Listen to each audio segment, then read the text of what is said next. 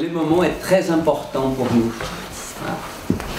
Pour RPH, donc nous sommes en train de fêter 20 ans d'existence.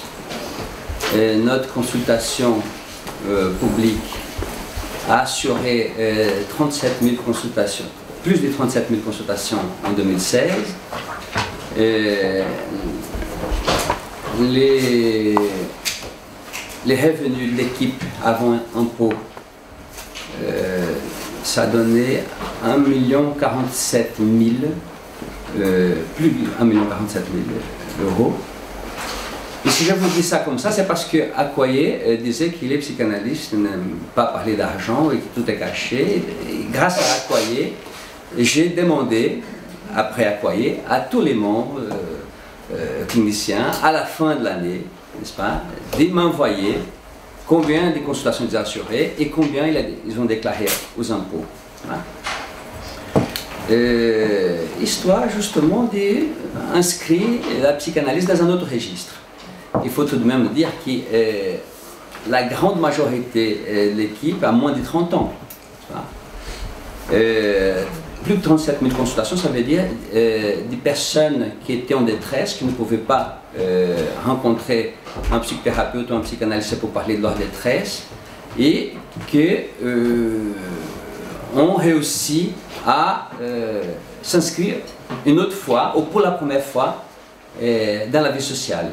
Vous allez entendre des témoignages cliniques, parce que c'est ça qui soutient le RPH, c'est sa clinique, uniquement sa clinique.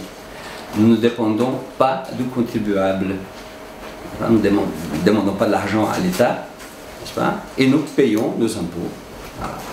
Et ce total-là, ça me fait très plaisir. C'est la première fois qu'on arrive à plus d'un... non, c'est la première fois que nous arrivons à 1 million d'euros.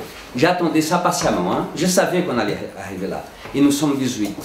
Vous imaginez, par exemple, si on commence à constituer des groupes de 10 à une vingtaine de cliniciens qui vont travailler et articuler un travail entre le social, l'économique et le politique.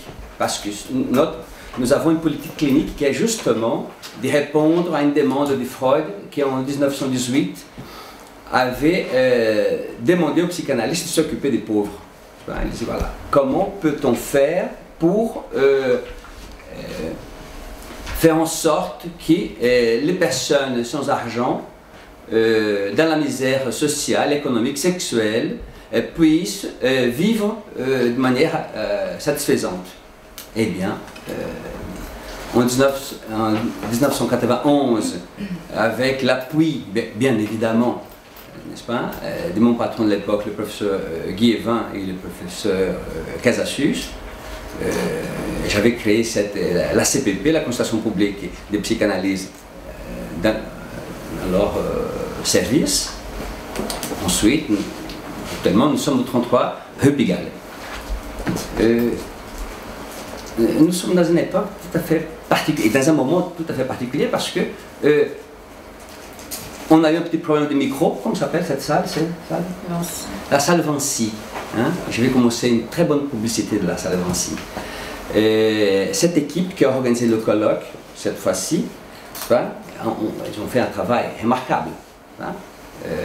Il y a 2 semaines, on avait dit, voilà, c'est complet, il n'y a plus de place. Hein?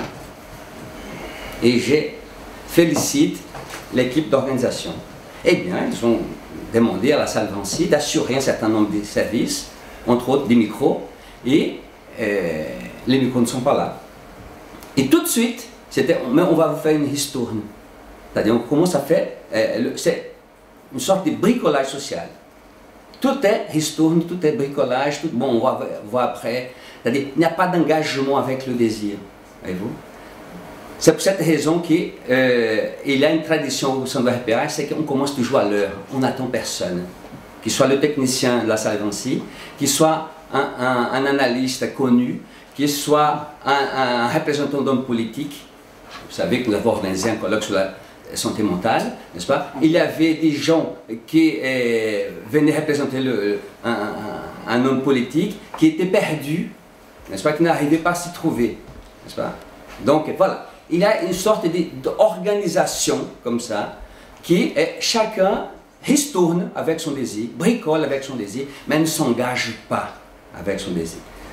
Donc, je passe la parole à Lucille Mendez. Merci encore d'être là. Merci à votre désir. J'espère que vous allez être bien nourris aujourd'hui, que vous allez sortir d'ici bien satisfait. Bonne journée.